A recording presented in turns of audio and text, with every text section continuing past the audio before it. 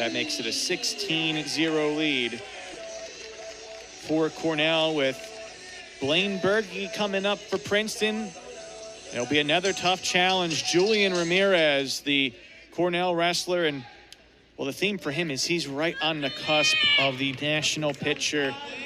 He had losses to two of the top three wrestlers, but a big victory in the semifinals of the Cliff Keen Invitational against second-ranked David Carr. He makes a run here late in the year. He has a chance to hoist the national championship. Yeah, Ramirez, really tough guy, another New Jersey guy, went to Blair Academy. So I know Julian really well, and super tough wrestler. Blaine Bergey, I know he wants to come out here and take the number 4 guy in the country, so we'll see if he can do that. Ramirez right away, taking down aggressor here, 3-0 already, early in the first.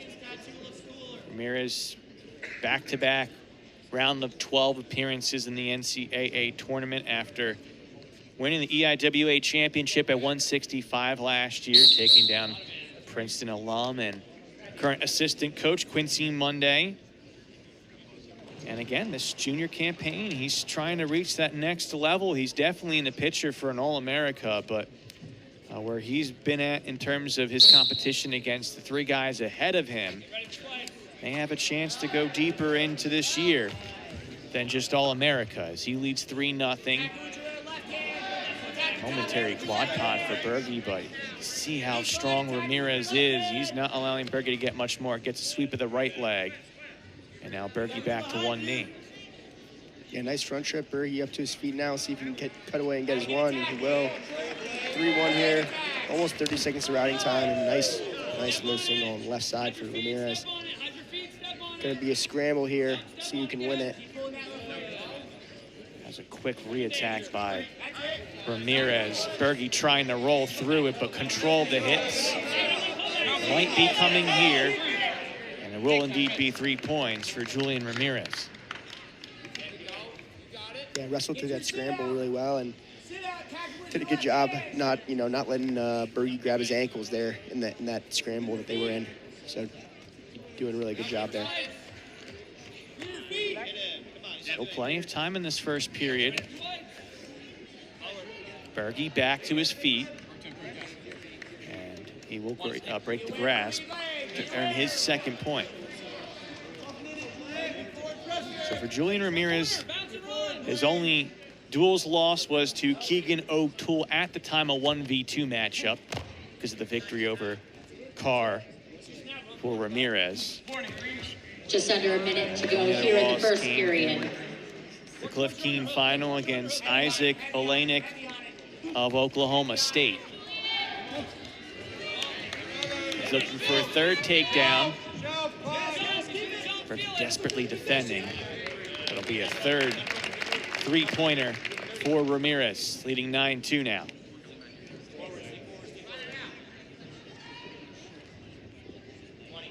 Ramirez already having 2 tech falls, and both of his IV duels, he missed one of the 3, and he might be a little affected here as it went out of bounds. Just needs a moment of composure. And the training staff will take a look at him. Ramirez leading 9-2, and it could be a big story in short time of period number 1, as you see Bergey talking things over with Coach Dubuque, and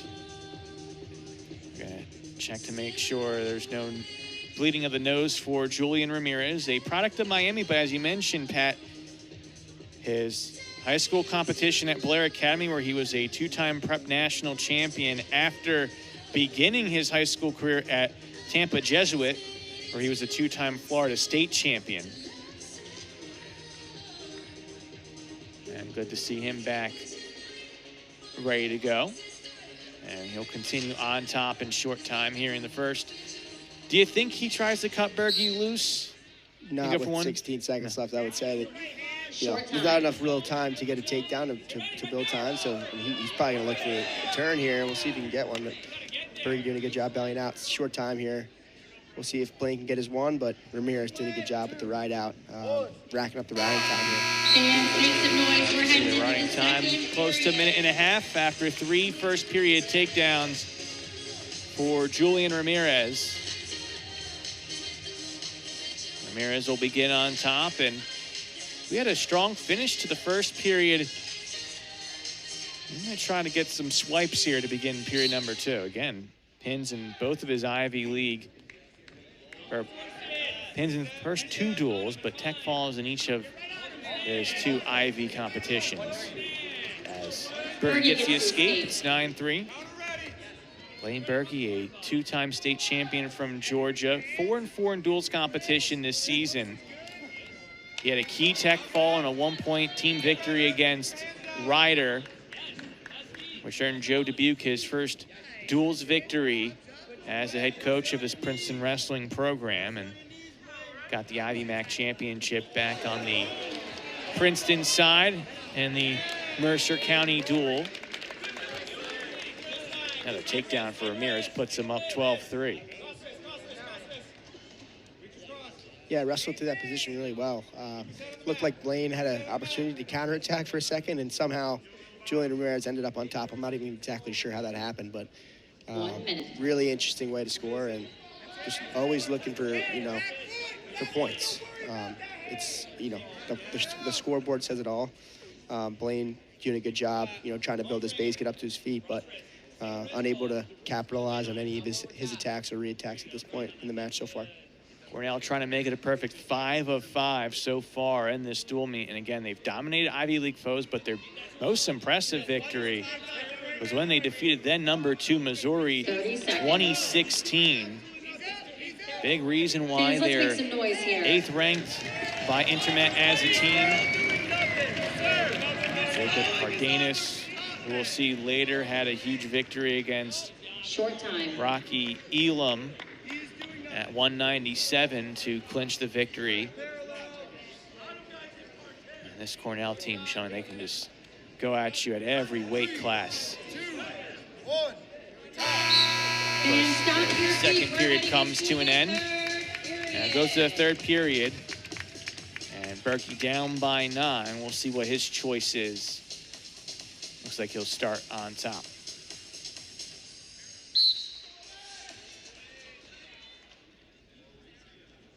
Ramirez stabilizing to his feet. Bergey with the mat return. Sweep. And he'll do a good job here to put some pressure on Ramirez. That riding time point not yet locked in, as Bergey gets whistled for a stall, moving Ramirez out of bounds, and so Julian Ramirez will earn another point, make it 13-3.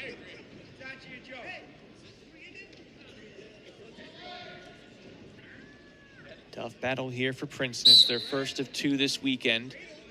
They'll be right back at action tomorrow against another team from upstate New York in Binghamton. That'll be an EIWA action. As Ramirez gets the escape, now goes up 14-3. Riding time point now locked in, so Ramirez with another takedown could be in position to try to earn a tech fall. And that was a re-attack that went right at the head of Blaine Bergey inadvertently, but that one has to hurt. And that was just a misjudgment on the re-attack by Ramirez. And they're going to have to tend to Bergey, make sure he passes through concussion protocol.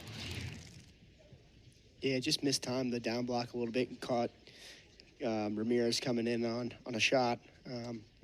Hopefully he's okay and able to finish this match. But yeah, unfortunate and part of the sport is situations like that where you're down blocking and your head's in the way, right? You see kind of collisions happen, fairly often. So hopefully all is well.